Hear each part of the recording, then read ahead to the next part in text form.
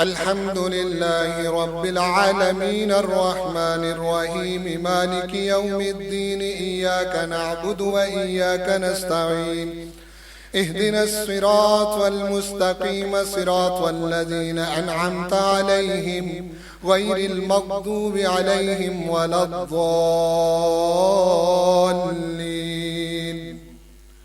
وإنه لتنزيل رب العالمين نزل به الروح الأمين على قلبك لتكون من المنذرين بلسان عربي مبين وإنه لفي زبر الأولين. أولم يكن لهم آية أن يعلمه علماء بني إسرائيل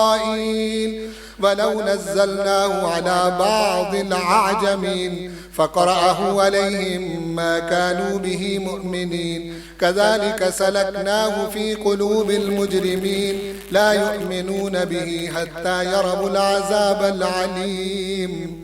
فيأتيهم بغتة وهم لا يشعرون فيقولوا هل نحن منذرون أفبعذابنا يستعجلون أفرأيت إن متعناهم سنين ثم جاءهم ما كانوا يوعدون ما أغنى عنهم ما كانوا يمتعون وما أهلكنا من قرية إلا لها منذرون ذكرى وما كنا ظالمين.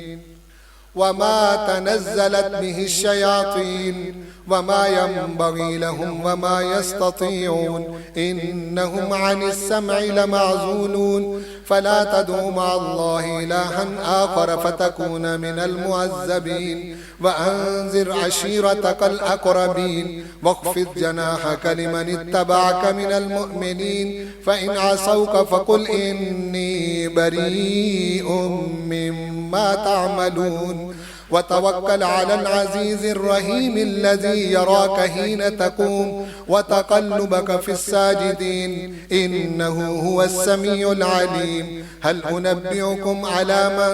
تنزل الشياطين تنزل على كل أفاك أثيم يلقون السمع وأكثرهم كاذبون والشعراء يتبعهم الغابون ألم تر أنهم في كل وادي يهيمون وأنهم يقولون ما لا يفعلون إلا الذين آمنوا وعملوا الصالحات وذكروا الله كثيرا وانتصروا من بعد ما ظلموا وسيعلم الذين ظلموا أي منقلب ينقلبون. الله